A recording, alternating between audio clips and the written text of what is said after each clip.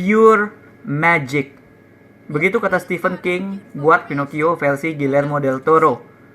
Komentar yang bukan sekedar basa-basi promosi dari pengarang misteri dan fantasi hebat ke pengarang misteri dan fantasi hebat satunya. Karena memang benar, ada banyak versi Pinocchio, aku udah nonton beberapa, karena Pinocchio actually punya tempat di hatiku yang gede dengan ngedengerin cerita sandiwara Pinocchio dari kaset. Pinocchio punya Del Toro adalah versi terbaik dari semuanya, karena Del Toro ngasih sesuatu yang vibe dongeng klasiknya kuat, sekaligus juga menghadirkan elemen baru, sesuatu yang lebih untuk kita pikirkan. Dan aku senang dengan kehadiran Pinocchio yang versi ini. Soalnya kan belum lama ini Disney ngeluarin versi live action dari animasi Pinocchio klasik buatan mereka. Disney pengen ngebalikin pesan yang ada dari dongengnya. Bukan lagi soal Pinocchio berusaha menjadi lebih baik atau menjadi anak manusia, tapi jadi soal dunialah yang harus menerima Pinocchio sebagai boneka kayu.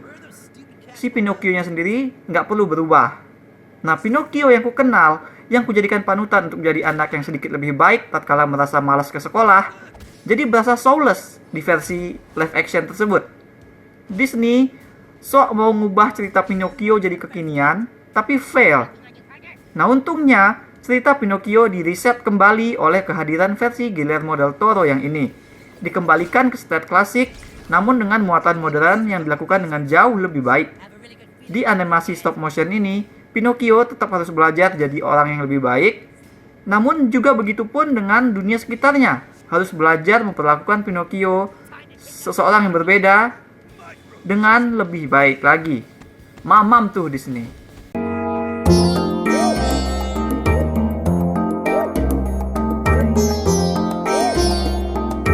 Guillermo del Toro bukan saja dengan sukses merebut kembali dongeng si boneka kayu dari cengkraman kapitalis yang sok woke, beliau juga berhasil membuat film ini jadi seperti miliknya sendiri. Panggung fantasi Pinocchio dibawanya ke timeline signature dirinya, yaitu ke masa-masa perang, ke periode perang. Pinocchio kini juga seperti Ophelia dan banyak lagi karakter dalam film Del Toro, yaitu anak yang mengarungi hidup dalam masa perang. Dongeng ini jadi slightly darker, tapi ya, bukankah semua dongeng anak zaman dahulu itu selalu punya akar atau origin yang kelam seperti begitu? Anyway, cita rasa khas tersebut sudah dihadirkan oleh Del Toro sejak menit pembuka.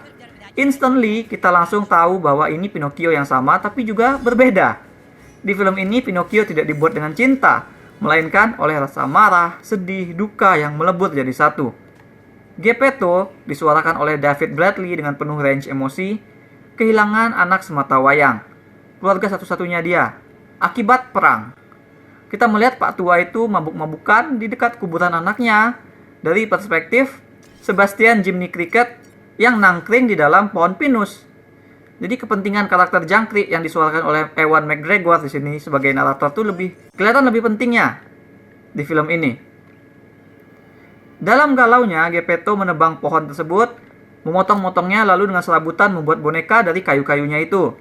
Ketika spirit hutan akhirnya menghidupkan boneka yang asal-asalan tersebut, sambil menugasi si jangkrik yang hidup dalam bolongan kayu yang kini berada di posisi dada si boneka untuk jadi hati nurani. Nah, Geppetto tidak melihat boneka tersebut sebagai anugerah. Dia tidak melihatnya sebagai keajaiban. Dia hanya melihatnya sebagai pengganti anaknya. Ya kan? Nah, jadilah Pinocchio di cerita ini bertualang menghadapi mulai dari sirkus boneka hingga monster laut, bukan untuk menjadi anak manusia, melainkan jadi khusus seperti anak Geppetto yang telah tiada. Gak perlu pokoknya animasi mentereng yang seolah kayak nyata. Ya kan? Film ini menggunakan animasi stop motion semaksimal mungkin untuk membuat cerita ini layaknya dongeng yang magis. Animasi stop motion tersebut ditampilkan tampak fluid dan cocok dengan estetik fantasi yang ingin dihadirkan. Karakter manusianya jadi unik-unik, tapi juga ada kesan grounded, sekaligus bikin kita tuh merasa masuk akal bahwa di dunia manusia mereka ada hewan-hewan yang bisa bicara dan bertingkah kayak manusia juga. Nah, satu lagi elemen yang gak ada di versi sebelumnya adalah dunia cerita yang kali ini tuh berhasil menyandingkan fantasi dengan agama. Pinocchio-nya bahkan dibikin kayak paralel dengan Yesus. Sama-sama dibuat dari kayu, sama-sama putra yang harus menjawab sang ayah, ya kan? Malah ada dialog Pinocchio menyebut, kok dia sama seperti saya tapi dia disembah, saya dibenci, kata Pinocchio saat melihat orang beribadat di gereja. Memang khususnya aku ini suka sama desain Pinocchio di sini. Walaupun dia cuma kayu yang kasarnya kayak diukir dan dirangkai sembarangan, tapi nyatanya karakter ini begitu hidup. Matanya nggak kosong kayak Pinocchio versi live action Disney. Kita benar-benar bisa membedakan dari matanya tersebut mana Pinocchio yang saat hidup dan dia saat cuma masih boneka. Ini tuh hanya bisa tercapai karena karakter di film ini benar-benar dikasih personality. Bukan sekedar boneka polos gitu. Mulai dari adegan dia bernyanyi, merusak barang di rumah karena penuh rasa ingin tahu, atau nekat milih kerja di sirkus supaya ayahnya punya duit. Film ini terus-menerus berusaha ngasih sesuatu yang membuat Pinocchio itu jadi punya spark, punya life dalam hidupnya. Suara Gregory Mann yang anak-anak banget pun menambah banyak dalam membuat karakter ini begitu likable. Apalagi permasalahan dia tuh relate bagi penonton yang pernah ngalamin berjuang memenuhi ekspektasi orang tua. Nah, paham modern yang diangkat Del Toro dalam cerita yang aslinya tentang boneka yang pengen jadi anak manusia ini adalah soal seperti apa sih sebenarnya anak yang baik itu. Multiple perspektif yang dilakukan oleh film ini membuat kita melihat gimana contoh hubungan antara anak dan orang tua dapat menjadi tidak sehat lantaran orang tua dalam film ini tuh, yaitu sosok ayah, terlalu memaksakan keinginan. Seperti Geppetto yang ingin Pinocchio jadi Carlo, jadi anaknya yang telah tiada. Ataupun ada karakter lain bernama Podesta yang mewajibkan anaknya jadi tentara ke medan perang. Anak-anak memang harus patuh kepada orang tua, tapi itu bukan berarti lantas mereka harus membuang siapa diri mereka yang sebenarnya. Karena kalau begitu itu bukan lagi cinta sebenarnya, melainkan tak ubahnya seperti aturan militer. Nah, apa yang dilakukan oleh film ini terhadap negeri nikmat, aku juga suka sekali. Jika di Pinocchio yang dulu kita melihat anak-anak nakal bermain sepuasnya, manjat-manjat, lari-lari, tertawa-tawa di negeri nikmat, maka film kali ini mengganti bagian tersebut dengan anak-anak memanjat dan berlari-lari menyelesaikan tantangan ketangkasan di tempat latihan militer. Jadi diganti negeri nikmatnya jadi tempat bootcamp militer gitu. Nah, anak-anak di situ termasuk Pinocchio disuruh jadi tentara sejak dini, harus disiplin dan segala macam. Sekilas ini memang tampak sungguh berkebalikan dengan negeri nikmat dan Pinocchio jadul.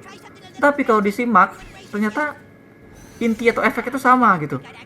Anak-anak yang nakal sama tidak baiknya dengan anak-anak yang patuh tapi kaku.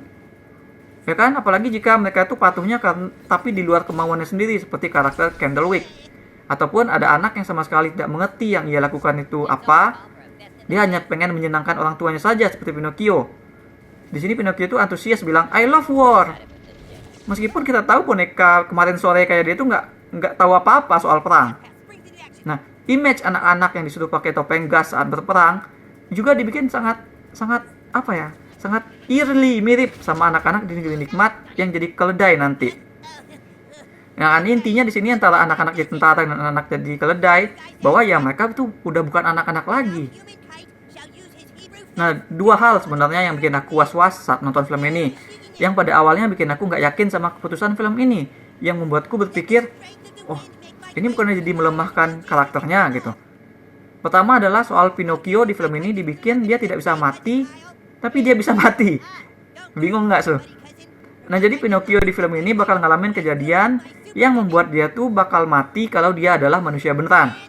Ya kan? Tapi karena Pinocchio adalah boneka kayu yang punya spirit manusia, dia bukan manusia tulen. Jadi setiap kali dia ngalamin kejadian yang bikin mati, dia hanya masuk ke dunia lain, tempat saudaranya si spirit hutan yang memberinya hidup. Nah, di situ Pinocchio tinggal menunggu waktu saja, menunggu waktu yang semakin lama semakin panjang untuk bisa kembali ke dunia. Nah, awalnya ini kupikir kalau begini tuh stakenya jadi nggak ada. Pinocchio jadi tidak perlu takut lagi gagal, atau kan? Karena dia mati pun dia tinggal nunggu waktunya selesai dan dia bisa hidup lagi, memperbaiki kesalahannya nanti. Nah, aku pikir ini juga jadi cara film memindahkan Pinocchio ke dalam situasi yang lain, jadi dari set sirkus pindah ke set perang dan sebagainya. Tapi ternyata ada yang deep juga di balik ini. Pinocchio tidak bisa mati ini ternyata dimanfaatkan untuk hook emosional di akhir. Ternyata ini adalah cara film untuk membuat Pinocchio ya ada kerjaan gitu, ada pilihan yang harus dia lakukan. Karena kalau dia mau jadi anak manusia, berarti kan dia kehilangan ability yang tidak bisa mati tadi. Nah, nanti dia akan dihadapkan keadaan saat dia harus memilih. Apakah dia bakal jadi manusia tapi dia bisa mati demi menyelamatkan orang yang ia sayangi. Dan ketika itu adalah mereka semua tuh dalam bahaya yang berhubungan dengan gencatan waktu. Jadi jadi emosional nanti di sini semuanya. Hal kedua yaitu soal hidung Pinocchio.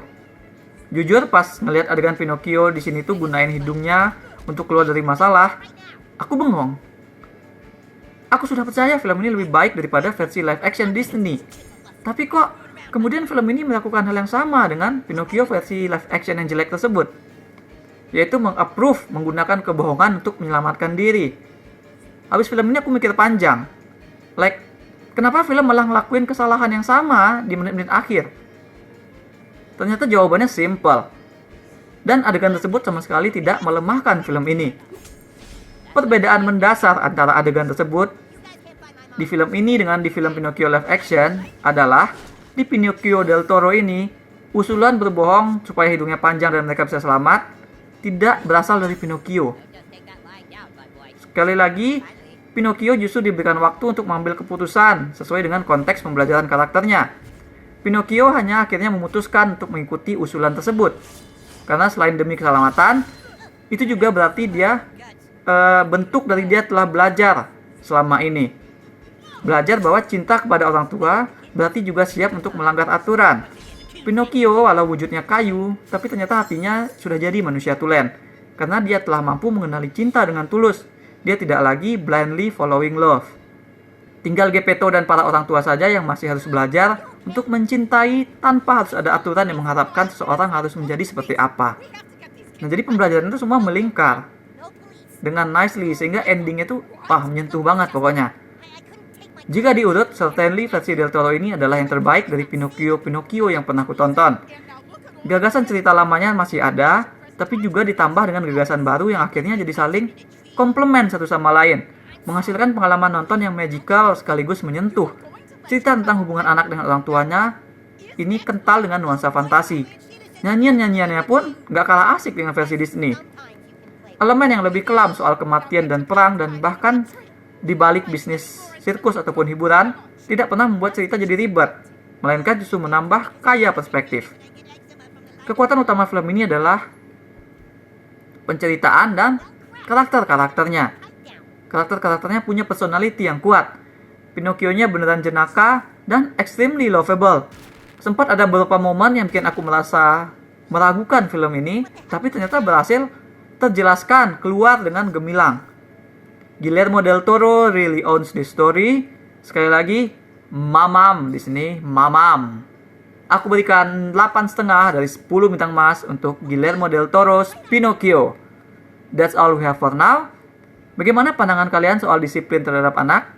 Bagaimana supaya jadi tidak terlalu militer seperti yang dilakukan oleh salah satu karakter ayah pada film ini? Share pendapat kalian di komen. Jangan lupa hit like dan subscribe supaya nggak ketinggalan review dan playthrough lain. Kunjungi mydirtseat.com untuk review yang lebih detail. Kalian bisa juga kunjungi store mydirtseat di chiptoloka.com. Ada banyak kaos dan pernak-pernik custom yang unik, mulai dari film, musik, game, hingga wrestling. Thanks for watching. Remember in life, there are winners and there are losers.